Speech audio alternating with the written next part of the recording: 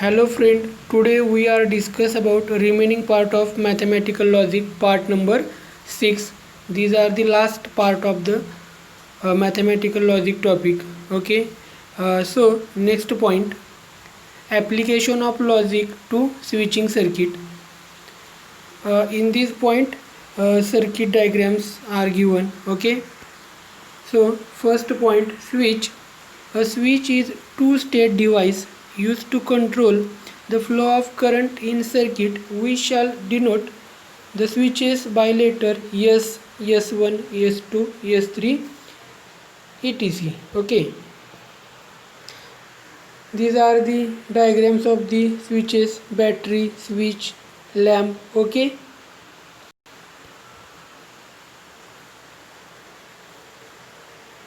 In figure 1.2 we consider circuit containing an electric lamp L controlled by switch S. When the switch S is closed, that is on, the current flows in the circuit and hence the lamp glows. When the switch S is open, that is off, the current does not flow in the circuit and subsequently the lamp does not glow. Okay,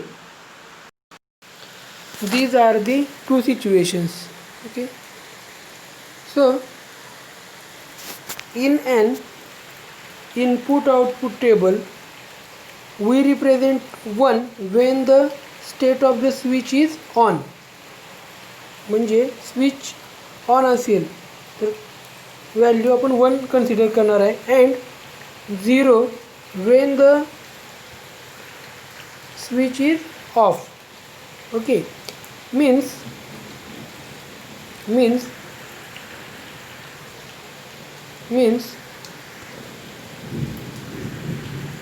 t equals to value 1 and 0 equals to value f.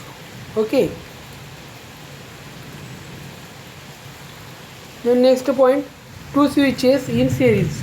Two switches S1 and S2 connected in series and electric lamp L as shown in figure. Series arrangement कशाला म्हणायचे बघा. series arrangement मध्ये एका straight line मध्ये दोन्ही switch असणार आहेत. S1 आणि S2 स्ट्रेट लाईन मध्ये असणार आहेत, त्याला म्हणायचे series arrangement. Okay, battery connect केलेली आहे आणि नेक्स्ट लॅम्प. या डायग्राम मध्ये स्विच S ऑन असेल, स्विच S2 ऑन असेल तर नेक्स्ट स्टेपला लॅम्प काय होणार आहे, तर ग्लोज होणार आहे. ओके,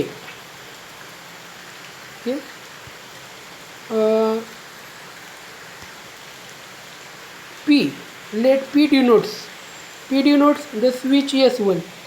P या स्विचला आपल्याला S1 नोटेशन डिनोट करायचे. Q साठी S2 नोटेशन. समजा क्वेश्चनमध्ये R नोटेशन असेल तर त्यासाठी द स्विच S3 असं आपल्याला मेन्शन करायचं आहे.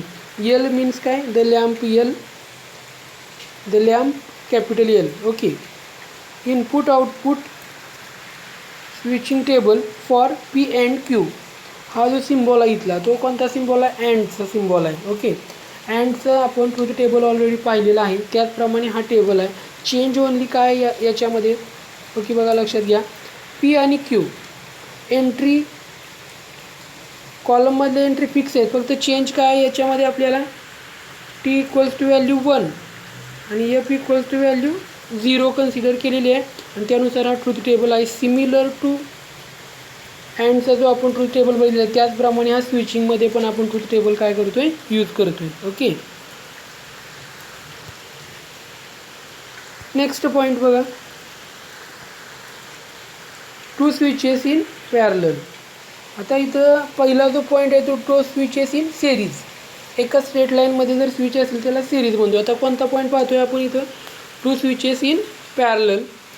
Two switch S1 and S2 are connected in parallel and electric lamp L as shown in the figure. Okay, P denotes the switch S1, Q denotes S2, L means lamp. Okay, आणि diagram पहा इथं S1 switch आहे आपला, हा इथं पहिला, हा दुसरा S2 स्विच आहे. पॅरलल अरेंजमेंटमध्ये दोन्ही स्विच कनेक्ट केलेले आहेत. ओके, दिस वे सिमिलर त्याचप्रमाणे हा इथं truth table input output table create केलेला आहे. याच्यामध्ये फॉर पी ऑर क्यू जो आपला ऑरचा ट्रूथ टेबल आहे त्याचप्रमाणे इथं टेबल आहे. सेम मगाच्याप्रमाणे 1 equals to value 1 means T आणि 0 मीन्स एफ. त्यानुसार हा टेबल जो आहे तो इथे काय केलेला आहे क्रिएट केलेला आहे. सिमिलर त्याप्रमाणे टेबल आहे आधीच्या आपल्या ऑरच्या ट्रूथ टेबलप्रमाणे. ओके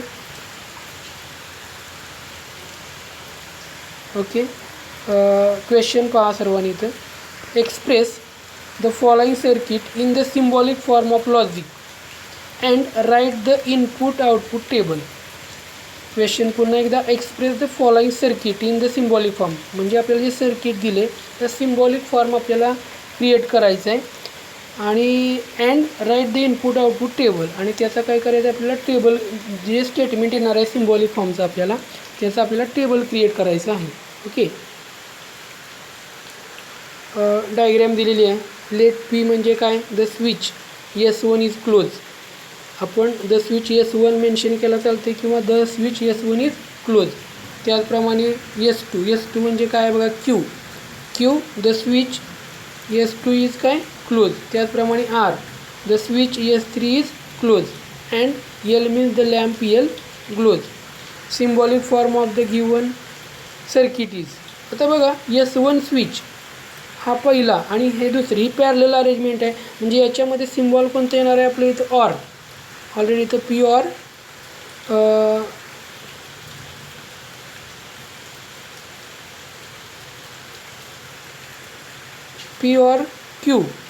पी ऑर आणि ब्रॅकेटमध्ये ही जी अरेंजमेंट आहे ती पुन्हा कशी आहे इथं सिरीजमध्ये म्हणजे त्याला कनेक्शन S2 आणि S3 म्हणजे Q आणि Rमध्ये कोणतं अरेंजमेंट असणार आहे कोणतं कनेक्शन असणार आहे सिम्बॉल कोणता असणार आहे अँडचा सिम्बॉल असणार आहे. म्हणजे स्टेटमेंट काय मिळालं बघा आपल्याला सर्व इथं काय मिळालं P or Q and R equivalence L. याप्रमाणे हे आपल्याला सर्किट आहे. ओके आपल्याला याप्रमाणे याचं आन्सर मिळालं सिम्बॉलिक फॉर्म मिळालेला आहे. पुढं काय पाहिजे आपल्याला write the input output table. Okay तर तो टेबल आपल्याला काय करायचं आहे तर फाइंड आउट करायचं. ओके बघा लक्ष द्या इथे सर्वांनी. पी क्यू अँड आर आणि P or Q and R याप्रमाणे आपला ट्रूथ टेबल कसा क्रिएट करायचा म्हणजे स्विचिंग टेबल कसा क्रिएट करायचा याचं ऑलरेडी आपण लॉजिकल एक्सप्रेशनमध्ये असेल कॉन्ट्राडिक्शन कॉन्टिजेन्सीमध्ये असेल आपण ते पाहिलेलं आहे. त्यानुसार हा टेबल इथं क्रिएट करायचं आहे. फक्त चेंज एकच आहे याच्यामध्ये की याच्यामध्ये एंट्री घेत असताना TF न घेता किंवा T आणि F घेतला तरी चालेल फक्त ब्रॅकेटमध्ये मग 1 मेन्शन करायला पाहिजे. टीच्या रिप्लेस व्हॅल्यू आपण 1 घेतो आहे आणि Fच्या रिप्लेस 0 व्हॅल्यू घेतो त्यावेळी हा इथं ट्रूथ टेबल आपण क्रिएट केलेला आहे. ओके नेक्स्ट पॉईंट बघूया आपण आता. सेम त्याचप्रमाणे एक्झाम्पल आहे आपल्याला इथं डायग्रॅम दिलेली आहे. सेम आत्ताच्याप्रमाणे काय करायचं आहे बघा. सेम आत्ताच्याप्रमाणे आपल्याला हा क्वेश्चन सॉल्व करायचा आहे. याच्यामध्ये डायग्रॅमनुसार S1 आणि S2 कशामध्ये कनेक्टेड आहेत पॅरलल अरेंजमेंट. या पॅरलल अरेंजमेंटला हा कसा कनेक्टेड आहे सिरीजमध्ये. पुन्हा या सिरीजला हे 2 स्विच आहेत S3 आणि S1 डॅश ते कसे कनेक्टेड आहेत पुन्हा पॅरललमध्ये. तर त्यावेळी आपल्याला काय करायचं आहे सिम्बॉलिक फॉर्म क्रिएट करायचं आहे आणि त्या सिम्बॉलिक फॉर्मनुसार आपल्याला ट्रूथ टेबल काय करायचं आहे क्रिएट करायचं आहे. ओके बघा लक्ष द्या. याच्यामध्ये P denotes the switch S1 is closed, Q denotes the switch S2, R denotes काय आहे the switch S3 is closed आणि last one negation P. Negation P म्हणजे काय the switch S1 डॅश. समजा इथं S2 डॅश असेल तर आपल्याला काय घ्यावं लागलं असतं निगेशन Q. S3 डॅश असेल तर काय घेतलं असतं आपण निगेशन R. ओके याप्रमाणे आपल्याला ते सिम्बॉल्स लिहायचे आहेत आणि यानुसार आपण काय करतो याचा सिम्बॉलिक फॉर्म याचा क्रिएट करायचा आहे. P काय येईल सांगा P ऑर काय असेल Q ब्रॅकेटमध्ये टर्म असेल अँड नंतर S2 म्हणजे काय आपला Q असणार आहे बरोबर. आणि नेक्स्ट ब्रॅकेटमध्ये पुन्हा कशी अरेंजमेंट आहे अँड सिम्बॉल आणि नेक्स्ट S3 आणि S1 डॅश. S3 म्हणजे काय आहे इन ब्रॅकेटमध्ये काय असणार आहे आपल्याला सांगा S3 म्हणजे R पॅरलल अरेंजमेंट आहे म्हणजे ऑर, आणि S1 डॅश म्हणजे काय आला निगेशन P ब्रॅकेट कंप्लीट. तर याप्रमाणे आपली अरेंजमेंट असणार आहे. ओके, याचं काय करायचं आपल्याला इनपुट आउटपुट स्विचिंग टेबल आपल्याला बनवायचं आहे. सिमिलर मगाच्या प्रमाणे PQR 3 कंपोनंट्स आहेत. 3 कंपोनंट असतील तर रोजची संख्या आपली किती असणार आहे? 8 रोज असणार आहे. त्यातल्या एंट्री तुम्हाला माहिती आहेत. इथं 1 1 0 0 याप्रमाणे ज्या काही एंट्री आहेत त्या सर्व एंट्री घ्यायच्या. ट्रूथ टेबल आपला क्लिअर करायचा. ओके, याप्रमाणे ट्रूथ टेबल असेल. ओके, तो तुम्ही कंप्लीट करणार आहात. ओके, नेक्स्ट पॉईंट बघूया आपण आता.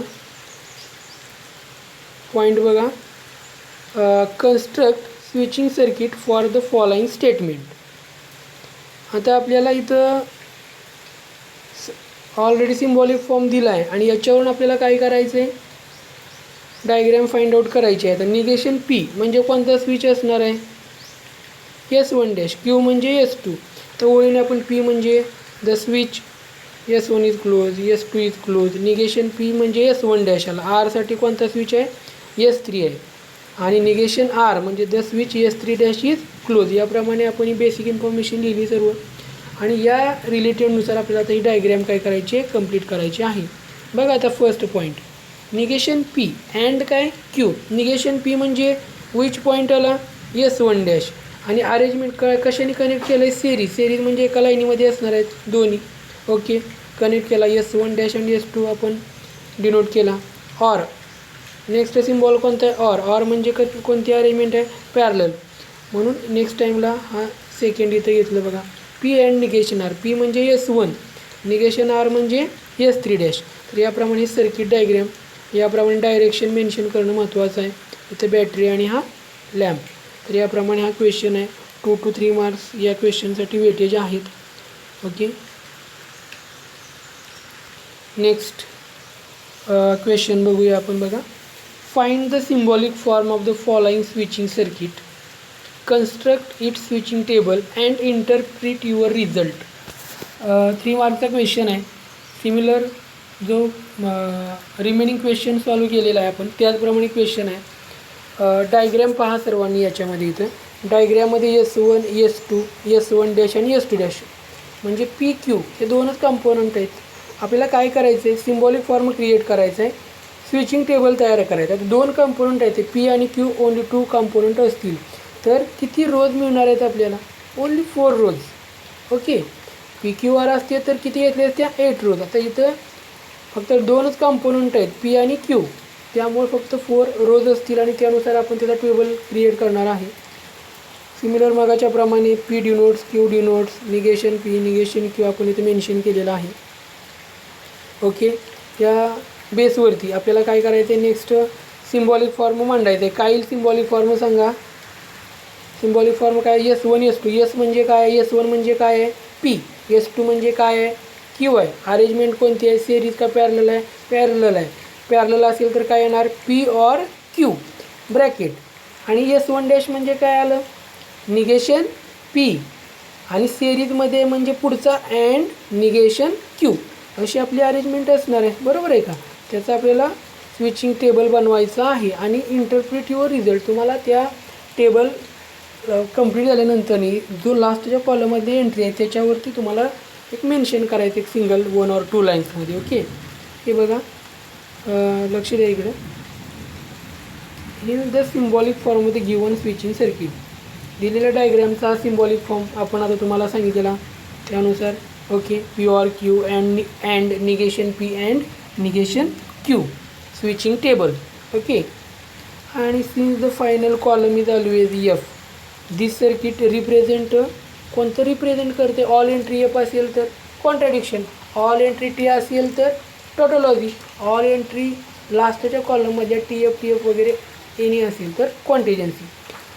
आणि लास्ट वन काय म्हटलं बघा? The given circuit is always open, that is of.